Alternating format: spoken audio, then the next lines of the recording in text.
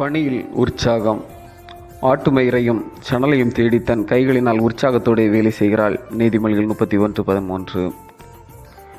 உலகில் பிறந்த எந்த மனிதனுக்கும் உலகில் தன் இன்றியமையாத தேவைகளான உணவு, உடை, உறைவிடம் இவைகளை பூர்த்தி செய்ய வருமானம் தேவை.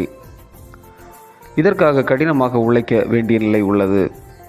உழைப்பவர் மட்டுமே அதன் ஆசைகளோடு வாழ முடியும் என்பதை திருமறை தெளிவுபடுத்துகிறது.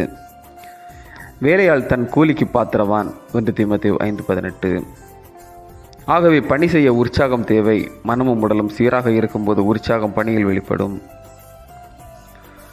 அறையிலோ தேனை சேகரிக்க தேனீக்கள் 20 லட்சம் மலர்களை தேடியாக வேண்டும்.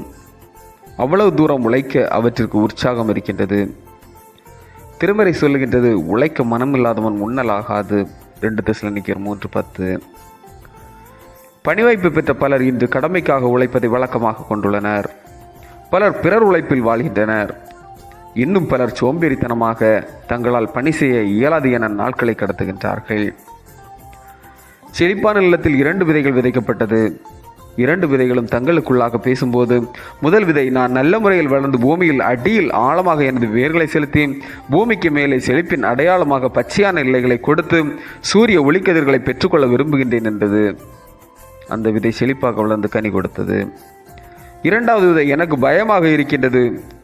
பூமியின் அடியில் என் வேர்களை செலுத்தினால் என்னாகுமோ?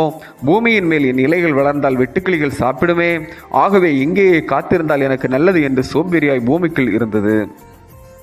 கோழி ஒன்று இறை தேடி நிலத்தை தன் காலால் கிளறிய போது பூமிக்குள் சோம்பேறியாய் இருந்த விதையை கண்டதும் கொத்தி தின்றது. இன்று நாம் எந்த விதைகளாய் இருக்கின்றோம்?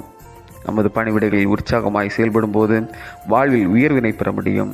உற்சாகமாய் உழைப்போம், உயரிய வாழ்வு பெறும்.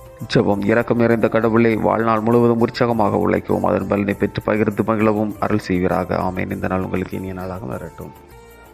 பணியில்